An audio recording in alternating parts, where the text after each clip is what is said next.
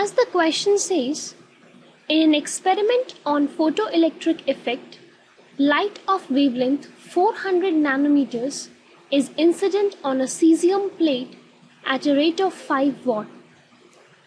The potential of the collector plate is made sufficiently positive with respect to the emitter so that the current reaches its saturation value. Assuming that on the average 1 out of every 10 to the power 6 photons is able to eject a photoelectron, find the photoelectric current in the circuit. Now all we need to find is the photocurrent in the circuit. Now this can be found out by finding the number of photoelectron. This is what? This is charge per unit time, that is charge per second. So in case I am able to find out the number of electrons or the photoelectrons per second, I will be able to find the photocurrent. If I write it as it is basically Q by T. So, but what is charge? Charge is the number of electrons into the photoelectrons upon time. So if I can find out the number of photoelectrons per unit time, I will be able to find this. So let us work for finding out the number of photoelectrons per second. And they have given us the relation between the emission of photons and the electrons. So even if we are able to find the number of photons per second, we will be able to find it. Now, we all know that the energy of one photon or each photon is given by hc by lambda.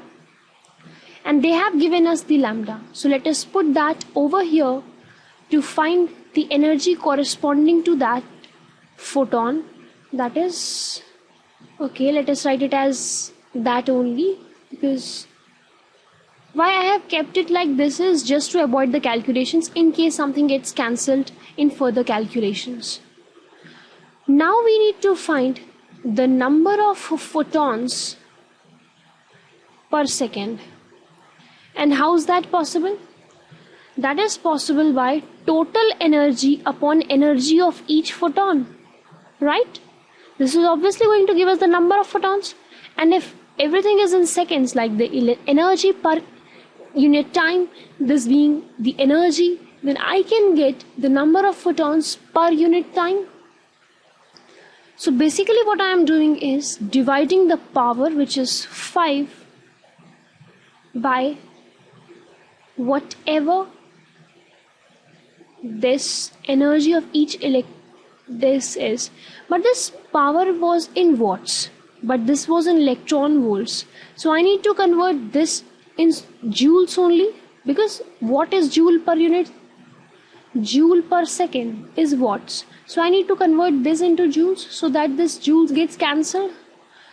And for that I need to divide it by 1.6 into 10 to the power minus 19. So this is basically the rate at which the photons are incident on the metal or the emitter actually.